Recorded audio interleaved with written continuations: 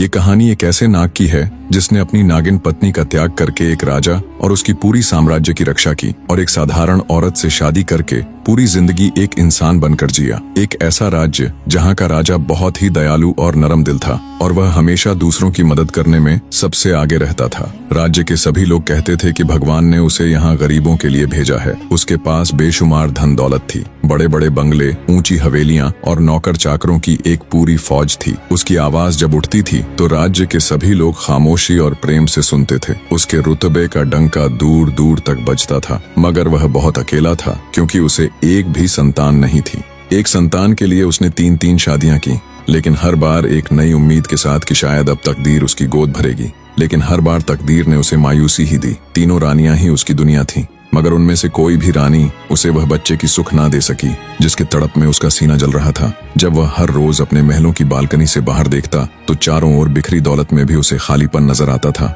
वो हर वक्त सोचता कि अब क्या होगा, मेरे बाद कौन संभालेगा यह जायदाद, यह नाम और इज्जत, कौन मुझे पिताजी कहेगा। यह सवाल उसकी रातों की नींद और चैन सब छीन लिया था। वो किसी और राजा जैसा घमंडी नहीं था। उसने औलाद की सुख पाने के लिए हर रास्ता आजमाया, मंदिर मंदिर जाकर दुआ मांगा। कई बाबा हकीम भी कोई रास्ता नहीं निकाल पाया। उसी उम्मीद में दिन बीतते गया। उसके दिल में अब भी एक रोशनी थी कि शायद कभी तो उसकी झोली भर जाएगी, लेकिन ऐसा नहीं हुआ। उसके ही राज्य के एक कोने में एक छोटी सी झोपड़ी में एक और शख्स रहता था जिसका नाम था कालवीर। वह एक ऐसा जादूगर था जिसका नाम सुनते ही लोग अपने दरवाजे बंद कर लेते। वह बहुत ही चालाक था। उसके पास लोगों को अपने वश में कर लेने वाली बातों का जादू था, मगर उसकी किस्मत उससे हमेशा रूठी रहती थी। उसके पास हुनर तो था, परंतु जेब हमेशा खाली रहती थी। वो हमेशा दुखी रहता और अपने दिमाग में हमेशा कुछ न कुछ सोचता रहता था। लेकिन दिन ब दिन उसकी हालत खराब होती जा रही थी और उसे कोई ऐसा रास्ता नहीं सूझ रहा था जिससे वह अपनी परेशानियों से छुटकारा पा सके। उसको यह बात मालूम था कि राजा को कोई बच्चा नहीं हो रहा है और एक दिन अचानक उसके दिमाग में एक विचार आई। कालवीर ने नए कपड़े पहने और राजा की दरबार में उपस्थित हुआ और सर झुकाकर राजा से कहा, महाराज, मैंने अपने जादू से पता लगाया है कि अगर आप 19 साल की लड़की से शादी करें तो आपको संतान की प्राप्ति जरूर होगी।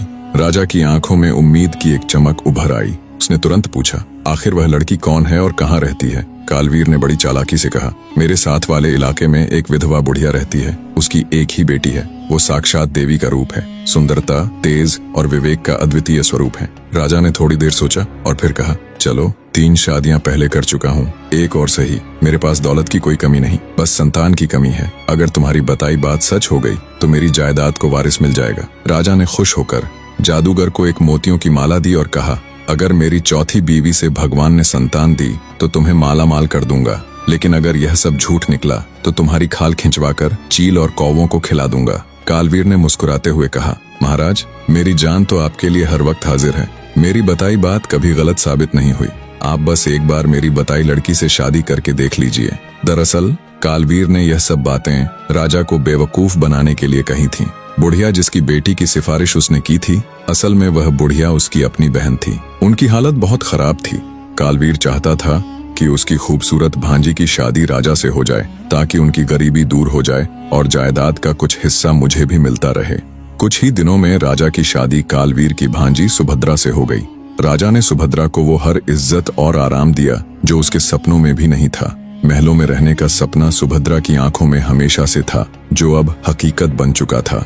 लेकिन सुभद्रा को अपने जादूगर मामा की चालबाजी पहले से ही मालूम था। उसने अपने पति को कभी यह मालूम नहीं होने दिया कि वह कालवीर की भांजी है। सुभद्रा ने बचपन से तंगी देखी थी। उसने कच्चे घरों में अपनी परवरिश पाई थी, इसलिए उसे अपने राजा के आलीशान महलों को देखने का बहुत शौक था। हर रोज वह एक एक महल को बड़े शौक से देखती। एक दिन जब उसने सारे महल देख लिए तो राजा ने मुस्कुराकर कहा, अभी तो तुमने मेरा सबसे खास महल नहीं देखा। वो यहाँ से बहुत दूर है और मेरे पूर्वजों ने उसे बनाया था। बहुत पुराना लेकिन बेहद खूबसूरत है। सुभद्रा ने उत्सुकता से कहा, मुझे वह महल भी देखना है। राजा ने कहा, उस महल में कल सुबह मैं खुद तुम्हें लेकर जाऊंगा। जब सुबह हुई तो राजा ने अपनी पत्नी सुभद्रा को पुराने महल में लेकर गया। वह महल देखने में बहुत पुराना लग रहा था। उसके चारों तरफ ऊंचे ऊंचे वृक्ष थे जो वक्त की मार और तन्हाई की गवाही देते थे। वह महल रहस्यमयी खामोशी में डूबा हुआ था। महल में प्रवेश करते ही एक कमरे से शास्त्रों की पाठ करने की मधुर आवाज सुनाई दी। जब सुभद्रा ने राजा से पूछा कि इस कमरे में कौन मंत्रों का जाप कर रहा है, तो राजा उसे उसी कमरे में ले गया। वहाँ एक साधु बाबा बैठे थे जो बहुत ही नेक और सात्विक लगते थे। उनका चेहरा रोशनी से दमक रहा था और उनकी आवाज में ऐसी मधुरता थी जो दिल को सुकून देती थी। वह साधु बाबा दिन रात भगवान की भक्ति में लीन रहते थे। महल के बाहर बहुत बड़े बड़े और पुराने वृक्ष थे जो अजीब से लगते थे, जैसे सदियों के राज अपने अंदर छुपाए बैठे हों। सुभद्रा ने राजा से पूछा, यह वृक्ष देखने में बहुत अजीब लगते हैं, क्या इससे साधु बाबा को डर नहीं लगता? राजा मुस्कुराकर कहा, जो भगवान के भक्ति में लीन रहते हैं उनके दिल में भगवान वास करते हैं, उन्हें किसी चीज का डर भय नहीं होता। इन वृक्षों के नीचे सांपों की बस्ती है, लेकिन वो साधु बाबा पर इतना भरोसा करते हैं कि इन सांपों से कभी डरते नहीं। कहा जाता है कि कुछ सांप इंसानी रूप में साधु बाबा से बातें भी करते हैं। यह सब सुनकर सुभद्रा का दिल थोड़ा डर गया, मगर वह उस रहस्यमयी जगह की तरफ खींचती चली जा रही थी। थोड़ी देर बाद दोनों अपने घर वापस लौट आए। सुभद्रा की मदद से उसका जादूगर मामा और उसकी बुढ़िया माँ, जो सालों से गरीबी की जिंदगी जी रहे थे, अब ऐशो आराम की जिंदगी बसर करने लगे। इसी तरह 2 साल गुजर गए, मगर सुभद्रा से राजा को एक भी संतान नहीं हुई। यह बात राजा के लिए बहुत मायूसी का सबब बनी। एक दिन गुस्से में आकर राजा ने उस जादूगर को अपने महल में बुलवाया और गुस्से से कहा, तुम एक झूठे जादूगर हो, अब सजा के लिए तैयार हो जाओ। मगर जादूगर चालाक था। उसने कहा, सरकार, इस नाम मुराद का सर काटकर आपके कदमों में रख दिया जाए, इससे बड़ी खुशी की बात क्या होगी। लेकिन यकीन करें, मैंने कोई झूठ नहीं कहा था। आपके खानदान का वारिस इसी साल जरूर पैदा होगा। राजा इस बात को सुनकर खुश हो गया और उसने फिर से उस जादूगर को मोतियों का हार दे दिया। जादूगर उस हार को लेकर अपनी बुढ़िया बहन के पास पहुंचा और उसे कहा, कुछ दिनों में यह सबसे बोल देना कि सुभद्रा माँ बनने वाली है। बुढ़िया ने घबराते हुए कहा, ये झूठी बात बोल देना तो आसान है, मगर इसे निभाना बहुत मुश्किल होगा। इसका अंजाम बहुत बुरा हो सकता है। जादूगर ने उसे तसल्ली देते हुए कहा, तुम फिक्र मत करो, आखिर तुम्हारा यह जादूगर भाई किस दिन काम आएगा, मैं सब संभाल लूंगा। कुछ दिनों में यह बात पूरे इलाके में फैल गई कि सुभद्रा माँ बनने वाली है। राजा खुशी से फूला न समाया। उसने गरीबों में खाना और तोहफे बंटवा दिया और जादूगर को भी बहुत सारे इनाम दिए। फिर एक दिन जादूगर ने राजा से कहा, महाराज, मुझे अपने जादू से पता चला है कि आपके यहाँ एक खूबसूरत राजकुमार जैसा बेटा जन्म लेगा, मगर उसकी जन्म के बाद 14 साल आपके लिए बहुत सख्त होंगे। अगर उसे उसकी माँ और नानी के अलावा किसी और ने देख लिया तो वह पत्थर का मूर्ति बन जाएगा। राजा का खुशी से खिला हुआ चेहरा अचानक बुझ गया। उसकी आवाज दब कर रह गई। जादूगर ने उसे तसल्ली देते हुए कहा, महाराज, यह कोई बड़ी बात नहीं है। जब आपका बेटा 14 साल का हो जाएगा तो आप उसकी शादी कर दीजिएगा। जब वह अपनी दुल्हन को घर लेकर आए तब आप दोनों को एक साथ देख सकते हैं। राजा इस विचित्र और कठोर धर्म संकट में फंस गया। पहले तो भगवान ने उसे सालों तक संतान की सुख से दूर रखा, और जब खुशी मिली तो इस कड़ी पाबंदी के साथ दिन और रात बेचैनी और बेकरारी में गुजरने लगे। एक दिन राजा ने अपने नौकरों को आदेश दिया कि महल से दूर एक खूबसूरत आलीशान महल तैयार करवाया जाए और उस महल के चारों तरफ एक बहुत ही खूबसूरत बाग बना दिया जाए ताकि उनके वारिस की परवरिश अच्छे से हो सके। थोड़े ही दिनों में एक शानदार महल बनकर तैयार हो गया। जब बच्चा की जन्म होने के दिन करीब आए तो सुभद्रा को उस महल में पहुंचा दिया गया। सुभद्रा की देखभाल के लिए उसकी बूढ़ी माँ को भी वहां भेज दिया गया ताकि किसी दूसरे औरत की नजर उस बच्चे पर ना पड़ सके। जब दिन पूरे हो गए तो जादूगर की बहन ने अपने भाई से विचार किया।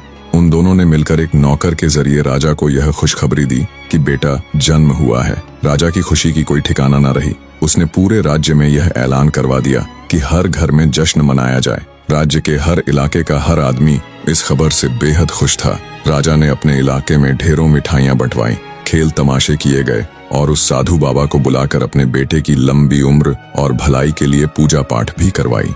कई दिनों तक गरीबों को खाना खिलाया गया, उनकी जरूरतें पूरी की गईं, कैदियों को रिहा कर दिया गया और राज्य के ओहदेदारों को तरक्की देकर उनके ओहदे बढ़ा दिए गए। इस सारे जश्न को देखकर जादूगर अपनी चालाकी और चालबाजी पर बड़ा फक्र महसूस कर रहा था। उसने अपनी बहन और भांजी से कहा कि तुम लोग 14 साल तक आराम की जिंदगी गुजारो, उसके बाद अगर यह राजा जिंदा रहा तो मैं अपनी कोई नई चाल चलूंगा। जादूगर अक्सर अपनी भांजी सुभद्रा से कुछ न कुछ लेता ही रहता था। अगर उसे कोई खास चीज की जरूरत होती तो वह सुभद्रा से कहकर राजा से मंगवा लेता। इस तरह उसने अपनी सारी जरूरतें पूरी कर ली और अपनी परेशानियों से आजादी पा ली। सुभद्रा और उसकी बूढ़ी माँ कभी कभार राजा के महल में उससे मिलने जाया करती थीं और उसके बेटे राजकुमार दक्ष के झूठे किस्से सुनाया करती थीं। वे उसकी खूबसूरती और समझदारी की तारीफें करती और राजा उनकी बातें सुनकर अपने बेटे को देखने की ख्वाहिश में ठंडी आहें भरता, लेकिन वह मजबूर था, अपने बेटे को देख नहीं सकता था। कई साल इसी तरह गुजर गए। जब जादूगर के बताए हुए 14 साल पूरे होने को आए तो राजा को अपने बेटे की शादी की फिक्र होने लगी। उसने जादूगर से अपने बेटे की शादी के बारे में राय मांगी। जादूगर ने कहा, महाराज, आप अपने बेटे की शादी किसी भी लड़की से कर सकते हैं, इसमें कोई पाबंदी नहीं। मगर राजा को सब्र न हुआ। उसने सोचा कि क्यों न अपने पुराने महल में जाकर साधु बाबा से सलाह लिया जाए। राजा 2 नौकरों को लेकर अपने पुराने महल की तरफ रवाना हुआ। वहां पहुंचकर उसने देखा कि साधु बाबा एक पुराने वृक्ष के नीचे बैठकर साधना कर रहे थे। राजा ने उनके पास जाकर प्रणाम किया और अपनी परेशानी बयान की। उसने कहा, आप तो दिन रात भगवान की भक्ति में लीन रहते हैं। क्या आप मेरे बेटे दक्ष के लिए किसी अच्छी लड़की बता सकते हैं जिससे मैं उसकी शादी कर सकूं? साधु बाबा ने पहले तो कुछ देर खामोशी से सोचे और बोले, आपको तो अपने बेटे की कोई खबर ही नहीं है, फिर मैं कैसे बता सकता हूँ कि आप उसकी शादी किससे करें? राजा ने दिलासा दिलाते हुए कहा, आप चिंता ना करिए, मेरा बेटा अब जल्द ही सबके सामने आ जाएगा। कुछ देर गहरी सोच में डूबने के बाद साधु बाबा ने कहा, अपने बेटे की शादी किसी ऐसी लड़की से करो जो भगवान की भक्ति करती हो और शास्त्रों का ज्ञान हो। ऐसी लड़की से शादी करने से आपकी घर में कोई कष्ट नहीं होगी। राजा ने साधु बाबा की यह बातें बड़े ध्यान से सुनी और उनके सलाह को दिल से मानकर विचार किया। राजा ने साधु बाबा को प्रणाम किया और वहां से चला गया। जैसे ही राजा वहां से गया, उस वृक्ष के पीछे से एक काला सांप रेंगता हुआ बाहर आया। उसकी आंखें चमक रही थीं और ऐसा लग रहा था जैसे वह सब कुछ समझ रहा हो। वह सांप राजा और साधु बाबा की सारी बातें बड़े ही गौर से सुन चुका था, जैसे उसे किसी रहस्य का पता चल गया हो। राजा बहुत ही सम्मानित और प्रभावशाली इंसान था। उसके संबंध बड़े बड़े लोगों से थे। उसका रहन सहन भी पूरी तरह शाही था, लेकिन उसके मन में एक ख्वाहिश थी। वह चाहता था कि उसका बेटा ऐसी लड़की से शादी करे जो अच्छी हो, धार्मिक हो, सच बोलने वाली हो और जिसे भगवान में विश्वास हो। काफी तलाश के बाद आखिरकार उसने एक ऐसी लड़की को ढूंढ लिया। वह लड़की एक विधवा औरत की बेटी थी और उसकी सादगी और सुंदरता की मिसाल दी जाती थी। उसकी माँ ने बड़ी मुश्किलों से उसे पाल पोस कर बड़ा किया था और इस बात की चिंता हमेशा लगी रहती थी कि उसके लिए अच्छा रिश्ता आए। जब राजा ने इस लड़की को अपने बेटे के लिए पसंद कर लिया तो दोनों घरानों में खुशी की लहर दौड़ गई। शादी की तारीख भी तय कर दी गई, लेकिन दक्ष को देखने की इजाजत किसी को नहीं थी। राजा के महल में बारात की तैयारियां जोरों शोरों से चल रही थीं। हर तरफ चहल पहल थी, लेकिन इस बीच जादूगर की बुढ़िया बहन, जो कई सालों से राजा के महल में रह रही थी और आराम की जिंदगी बसर कर रही थी, बुढ़िया शादी की खबर सुन के परेशान हो गई। वह अपने भाई जादूगर के पास जाकर बोली, बारात जाने का वक्त आ गया है, अब हम दूल्हा कहाँ से लाएंगे? जादूगर कालवीर एक कुटिल हंसी हंसते हुए बोला, मेरी प्यारी बहन, तुमने इतने साल इस महल में आराम से जिंदगी बिताई है, अब इस छोटी सी मुसीबत को भी झेल लो। मैं तो अब चुपचाप यहाँ से फरार हो जाऊंगा। ये सुनते ही बुढ़िया के पांव तले जमीन खिसक गई। वह घबरा गई और रोते हुए बोली, हाय हाय, राजा तो हमें जिंदा नहीं छोड़ेगा, वो हमारी बोटियां नोच कर चीलों कौवों को खिला देगा। अरे जालिम, तू हमें नरक में धकेल रहा है, क्या तुझे जरा भी शर्म नहीं आती? जादूगर ने बेरुखी से जवाब दिया, देखो बहन, मैंने तुम्हें इतने साल स्वर्ग जैसी जिंदगी दी, अब अगर थोड़ी सी मुसीबत आ गई है तो इसे झेलने के लिए तैयार रहो। बुढ़िया गुस्से और डर से कांपती हुई बोली, याद रखना, अगर तूने हमें इस हाल में छोड़ा तो तुझे कभी भगवान माफ नहीं करेंगे। तू हमें इस कठिन समय में अकेला छोड़कर जा रहा है। इसी दौरान राजा की पत्नी सुभद्रा भी इनकी बातें सुन रही थी। जब उसे इस साजिश की भनक लगी तो वह घबरा गई। वह अपनी माँ के पास जाकर लिपट कर रोने लगी। दोनों माँ बेटी एक दूसरे के गले लगकर रोती रहीं। उनके आंसू थमने का नाम ही नहीं ले रहे थे। जादूगर दोनों को यूं रोते देख कभी हंसता तो कभी गुनगुनाने लगता। उसकी बेपरवाही और बेरहमी से लगता था कि उसे किसी की तकलीफ की जरा भी परवाह नहीं। जब माँ बेटी रोते रोते हिचकियों तक पहुंच गई तो जादूगर ने एक गहरी सांस ली और कहा, रोने से कुछ हासिल नहीं होगा, चलो मेरे साथ, मैं तुम्हें बताता हूँ कि आगे क्या करना है। उसकी बात सुनकर उन दोनों माँ बेटी की जान में जान आई। वह उनको लेकर दूसरे कमरे में चला गया और बोला, यह देखो, मैं 14 साल के बराबर वाला एक पत्थर की मूर्ति बनवा कर लाया हूँ। इस मूर्ति को पालकी में रख देना। रात के वक्त जब बारात रुके तो तुम दोनों पालकी से दूर हट जाना और सुबह के वक्त ये हल्ला कर देना कि दक्ष को किसी ने रात को छुप कर देख लिया था, इसीलिए ये पत्थर बन गया है। इस तरह हम सब बच जाएंगे। बुढ़िया सारी बात समझ चुकी थी। फिर उसने खुशी खुशी उस मूर्ति को शादी का जोड़ा पहनाया। फूलों का हार, और सब श्रृंगार कर उस पालकी में एक जगह बिठाकर खुद भी बैठ गई। उसने पालकी के पर्दे उठाकर नौकरों को आवाज दी, पालकी उठाकर बाहर ले जाओ। बाहर बड़े धूमधाम से आतिशबाजी हो रही थी। इस आतिशबाजी की आवाज सुनकर दो सांप बाहर आए और एक जगह बैठ गए, और उधर पालकी के पीछे पीछे चल रहे बड़े बड़े हाथियों के ऊपर मंत्री और सिपाही बैठे हुए थे। यह बारात बड़े ही जोश खरोश के साथ चल रही थी। बारात एक जंगल से होकर गुजरते वक्त रात का समय हो गया। बारात चलते चलते उस जगह पर पहुंच गई जहां सैनिकों ने पहले से इंतजाम कर रखा था। यहाँ सब ने बैठकर खाना खाया और खूब मजे लिए। इसी तरह जब काफी रात हो गई तो सब पहरेदार और सैनिक जंगल के एक किनारे आराम करने लगे और राजा ने दूल्हे की पालकी शीशम के पेड़ के नीचे रखवा दी। तब बुढ़िया ने पालकी वाहकों को यह कहकर दूर कर दिया कि राजकुमार दक्ष को ताजा हवा की जरूरत है, इस पालकी के नजदीक कोई भी ना आना। अगर किसी की नजर राजकुमार पर पड़ गई तो फिर सब उसके जिम्मेदार खुद होंगे। जब सब लोग अपनी अपनी जगह पर जाकर सो गए तो बुढ़िया भी खामोशी से एक कुटिया में जाकर सो गई। कहानी का अगला भाग बहुत जल्द ही आपके समक्ष उपलब्ध होगा। तब तक वीडियो को लाइक और कमेंट बॉक्स में हर हर महादेव जरूर लिख दें।